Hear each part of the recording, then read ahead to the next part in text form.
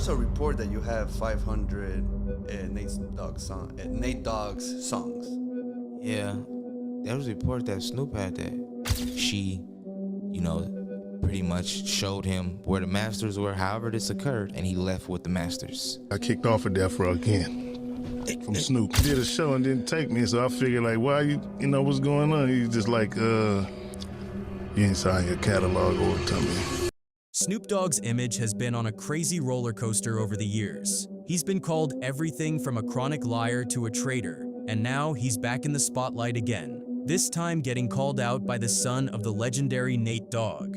And in this latest chapter, Snoop is being labeled something even heavier, a thief. When my daddy got sick, my uncle placed the masters at my grandma's house. Gotcha. He wasn't aware that Snoop went to my grandma's house and got the masters. Right now, the media is flooded with claims that Snoop allegedly took Nate Dogg's master recordings without approval, and the story just keeps getting wilder with every new detail. So, let's get into it. Nate Dogg passed away in 2011 after complications from multiple strokes. And when you look at his career, he didn't just leave behind memories, he left behind a real catalog. For most of his run, Nate was signed to Death Row Records, and he's widely respected as a straight-up West Coast legend. And he also had a successful mainstream career. He landed a #1 song with 50 Cent, had 3 top 10 hits, and placed around 18 songs on the Billboard Hot 100. That's not light work. That's the kind of catalog that's supposed to feed your family long after you're gone. But according to Nate Dogg's family, that's not how things played out. Instead of his music becoming a steady source of income for his kids and loved ones, everything turned into a mess. Now, the first big issue is that Nate has 9 children, and none of them really trust each other.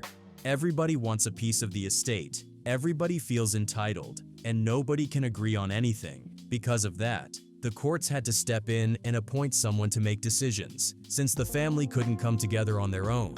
And it said you had, Nate had 4 kids. But then when we keep reading, we keep seeing it's 9. Yeah, so I don't know what's what. It's about 9 of us. We don't all agree, and I've tried to get everybody to agree. And when everybody don't agree, then everybody got attorneys. You know what the result is. Everybody wasting money. On top of that, Nate has multiple baby mamas, and they're all filing child support claims against the estate. So now you've got different households pulling from the same pot, legal paperwork piling up, and no real structure in place. When a family is this disorganized, it becomes easy for outsiders to get involved and start making moves. Nothing's centralized, nothing's locked down. And while all this is dragging out, money is quietly disappearing. Lawyers are getting paid, filing fees are stacking up. Everyone involved has their hand out. And by the time the family finally sees a check, there's a good chance most of it will already be gone. Legal fees alone can eat an estate alive, especially when everybody is fighting everybody. And they answering calls, dog. Listen, $250 an hour. Listen, you hear me? They killing Hey y'all. man, I know. I'm the only one that sit back. I got this shit in my living room right now on my table. I can just pick this up, and I'm seeing everything we being charged for, and it's crazy. Oh no, it's maddening. So now fast forward to another layer of the story, unreleased music. Apparently, Nate Dogg has over 500 unreleased songs sitting somewhere, including collaborations with artists like Eminem, Warren G, and others. That's potentially millions of dollars just sitting in limbo.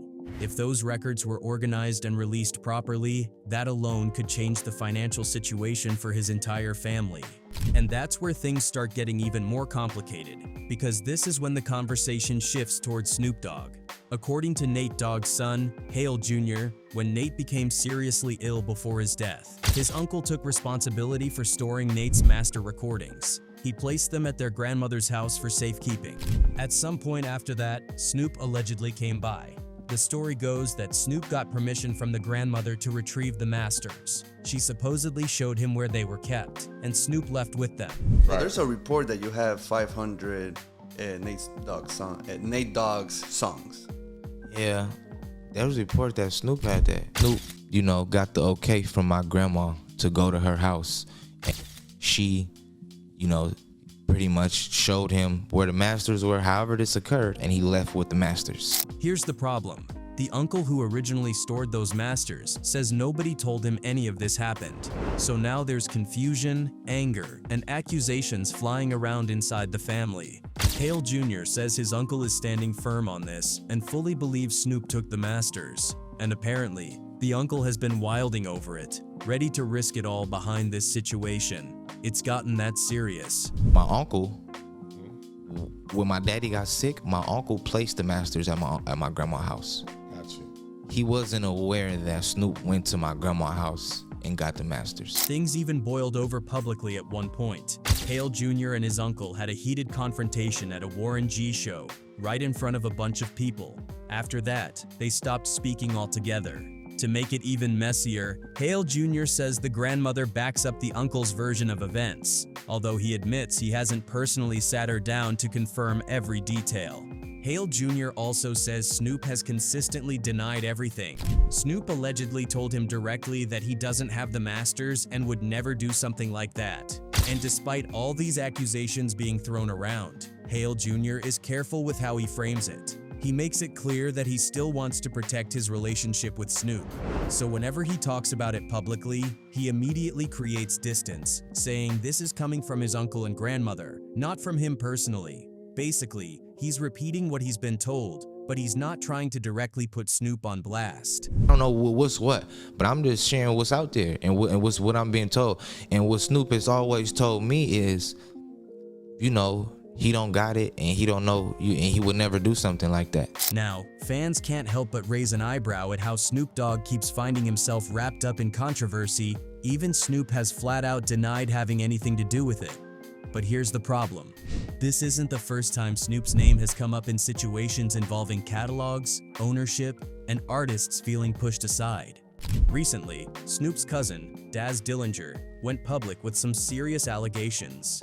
Daz appeared on the Punchline Academy and accused Snoop of forcing him out of Death Row Records after Daz refused to sign over his publishing catalog. According to Daz, once he said no, everything shifted. He claimed Snoop froze him out, stopped inviting him to shows, and made it clear that staying in the Death Row circle depended on surrendering ownership. In Daz's words, Snoop wanted the catalog, and Daz wasn't willing to give it up because that catalog was simply worth too much. And then I got kicked off of Death Row again from Snoop. He got into it, and then Snoop, you know, it's my cousin. You know, he get into it all the time. He kicked me off. So, you know, I ain't going back this time. Yeah, you're going. He did a show and didn't take me, so I figured, like, why you know, what's going on? He's just like, you ain't signing your catalog over to me. And I'm like, I'm keeping it, you know what I'm saying? It's worth a lot. To really understand why Daz feels this deeply about it, you have to rewind all the way back to the early 90s. Daz signed to Death Row in 1992 when he was just 19 years old. He had no formal production training, no industry pedigree, just raw talent and hustle. Dr. Dre saw something special in him and personally mentored him during the sessions for The Chronic. That mentorship changed Daz's life. Within about a year, Daz was producing tracks on his own, no longer needing Dre to hold his hand. And here's the part a lot of people don't realize. Daz wasn't just some background producer hanging around the studio. He was one of the pillars of Death Row's sound. Suge Knight himself once said that Daz pretty much handled most of the production on Snoop's 1993 debut album, Doggy Style. That album went quadruple platinum and became one of the most iconic West Coast releases ever. That alone tells you how central Daz really was. His fingerprints are also all over Tupac Shakur's All Eyes on Me. 5 tracks came from Daz's production, including 2 of America's Most Wanted and Ambition's Azarita. And production wasn't even his only contribution. Daz was also one half of Thaw Dog Pound alongside Corrupt. Their album Dog Food debuted at #1 on the Billboard 200 in 1995. That meant Daz was essential to Death Row both behind the boards and on the mic. At its peak, Death Row was a monster, reportedly generating over $100 million a year. But the empire started cracking after Tupac's murder in September 1996 and Suge Knight's imprisonment in 1997. From there, it was a slow collapse. By April 4th, 2006, Death Row officially filed for Chapter 11 bankruptcy. The numbers were brutal. more than $137 million in debt against only about $4 million in assets, completely underwater. The artists who built the label were left empty-handed. Later reports showed that Snoop was owed roughly $2 million, Nate Dogg about $5 million, and Dr. Dre around $8 million from those original contracts. Nobody walked away whole. Daz had already lived this reality long before Snoop ever bought the label. Back in 2001, he sued Suge Knight for over $1 million in unpaid royalties. So when he talks about being robbed of his work, this isn't speculation. This has been his life for decades. After bankruptcy, Death Row bounced between owners in ways that almost sound unreal. Wide Awake Entertainment bought it at auction in 2009 for $18 million. Then, they went bankrupt too. The label changed hands multiple times until it eventually landed with MNRK Music Group under Blackstone's control. Industry insiders later estimated the total valuation at around $50 million. But when Snoop finally acquired Death Row, the deal wasn't what many fans assumed. Dr. Dre's attorney quickly clarified that Dre still owned 100% of the Chronic after Snoop initially appeared to suggest otherwise. Tupac's albums had already reverted to his estate on January 1st, 2022, meaning those weren't included either. Chronic is already going back to Dr. Dre. Tupac took all his greatest hits album, all his albums, all his back over to Amaru. So what is left on Death Row? Before the sale, Death Row's catalog was reportedly bringing in about $15 million annually. But without Tupac and Dre's albums, Billboard estimated the remaining catalog was closer to $6 million a year. Still significant money, just nowhere near what people thought Snoop had bought. When Snoop took over, he made big promises. According to Daz, Snoop told everyone he was going to give artists back their publishing. But Daz says that promise never materialized. Do you own anything over there, or do you write anything? My publishing and my rights and all that other type of stuff. It's like you said, I'm gonna give everybody back their publishing. You lie. You ain't paid nobody since day one. By December 2025, Daz decided to take his grievances public in a major way. He posted videos on YouTube and Instagram, laying out explosive allegations against his own cousin. At the center of it all was royalties. Daz claims Snoop hasn't paid Death Row artists since acquiring the label and has instead been using artist royalties to cover staff salaries. He even alleges that those staff members are making more money than the artists who actually created the music. Then, the accusations get even heavier. Daz says Snoop forged signatures on paperwork to take control of his Death Row era material. Another flashpoint is the Thaw Dog Pound paw print logo. Daz claims Snoop tried to trademark it without permission, despite the logo being registered in Daz's name. He compared its value to the Apple logo, which tells you just how serious he is about protecting it. The moneymaker, the paw is like the Apple sign, like I said before. And like I said, they tried to go behind my back and trademark all my work and then flung my face like, yeah. Things got even messier when Daz started talking about a supposed billion-dollar deal. According to Daz Dillinger, Snoop Dogg told him directly that he was preparing to sell the entire Death Row Records catalog, including all of Daz's work, to Universal Music Group for $1 billion. Daz claims Snoop said they already got what they wanted and that everything was about to be sold off. Snoop, everything Snoop involved with, he gonna sell all that for $1 billion. You know, cash out for their catalog. And then he sell that and he just start over and make new music. Now, that specific Universal deal hasn't been confirmed by any outside sources, but Daz insists that's exactly what Snoop told him face to face, and that only made everything feel even more shady. Then, in November 2025, Daz, on the Punchline Academy, dropped another revelation. He said Snoop blocked him from producing on Dog Pound's 2024 album. And according to Daz, it wasn't about creativity or sound, it was about money. Daz explained that Snoop had a deal in place where he would receive half of whatever producers got paid. When Daz questioned it, Snoop allegedly told him he just wanted Daz to be an artist, not a producer. That didn't sit right with Daz at all. Producing is where his real ownership lives. That's where his publishing is. That's where the long-term money comes from. So being told to stick to rapping felt like another way of cutting him off from his own legacy. Daz made it clear he wasn't asking for favors, he just wanted what was already his. He accused Snoop of lying about giving artists their publishing back and said the whole situation felt like a strategy to starve people out until they gave in.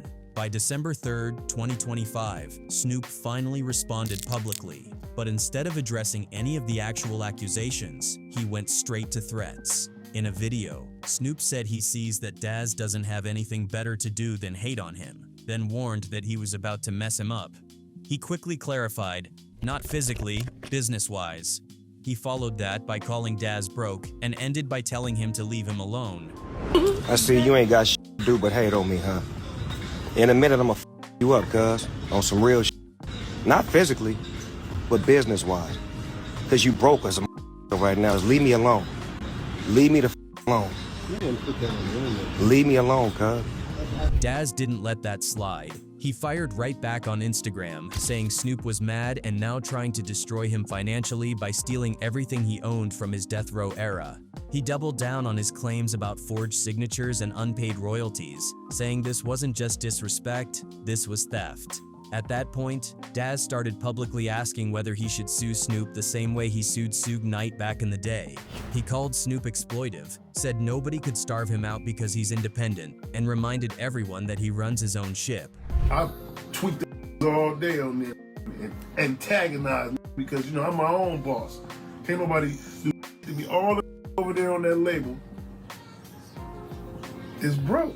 That's also when the family tie officially ended in Daz's eyes.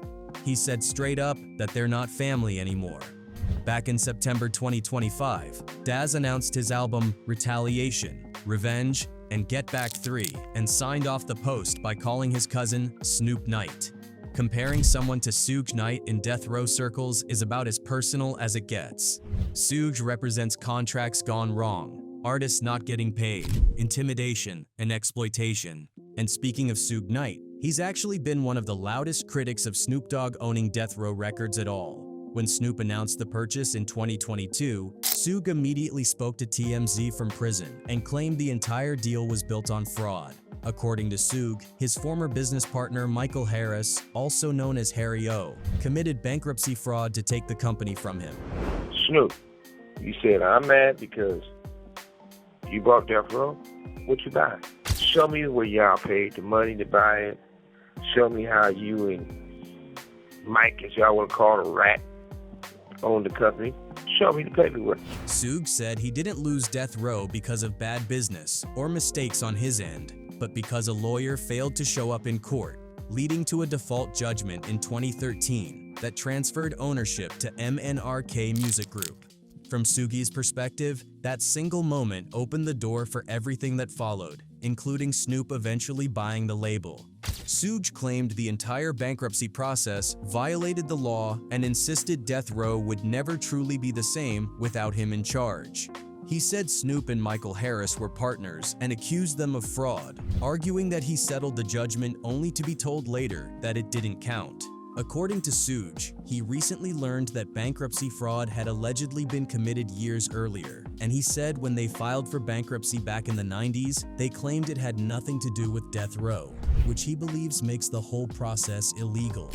He went even further, calling it a crime and accusing those involved of taking death row from black ownership and trying to flip it for profit. In his eyes, the label wasn't lost through business, it was taken through manipulation. But here's where the story starts to get messy, because not everyone from the death row camp agrees with Daz's version of events. In December 2023, Corrupt, Daz's partner in Tha Dog Pound, told TMZ that he was actually happy with Snoop's takeover and said his royalty checks were clearing without any issues. TMZ even reported that Corrupt told Daz directly how pleased he was with how things were going, which creates a major contradiction. Are you happy with your royalties, seeing that Snoop Dogg did the, new takeover? I mean, are you happy with it? I was just talking to Daz the other day. Like, man, I'm ecstatic with my cheese. Ecstatic with my livings, the money I make, you know what I'm saying? If Corrupt is getting paid and feels good about Snoop running death row, then why is Daz saying he's being frozen out? That raises some obvious questions. Either Daz's situation is different in a very specific way, possibly tied to publishing or ownership, or one of them isn't telling the full story. Then Reggie Wright Jr. jumped back into the mix and added another layer. Reggie claimed Daz had already signed away his publishing years ago for $75,000 and was now just looking for attention. According to Reggie, Daz already cashed out, which would make his current complaints irrelevant. Daz flatly denied that, saying he never agreed to sell his publishing and insisting any paperwork suggesting otherwise was forged and unauthorized. From Daz's point of view, this is just another attempt to rewrite history while he's fighting to reclaim what belongs to him. So now you've got 4 different narratives floating around at the same time. Everybody has a story, and none of them line up. Meanwhile, the dispute keeps escalating through interviews, social media posts, and public accusations, but no lawsuit has officially been filed yet. Daz has openly asked whether he should sue Snoop the same way he sued Suge back in 2001, but for now, it's still just talk. One legal option Daz has mentioned is copyright reversion, which would allow original creators to reclaim their work after 35 years. If that process goes through, Daz could potentially regain ownership of his Death Row era material around 2027, completely bypassing all this back and forth, assuming everything checks out legally.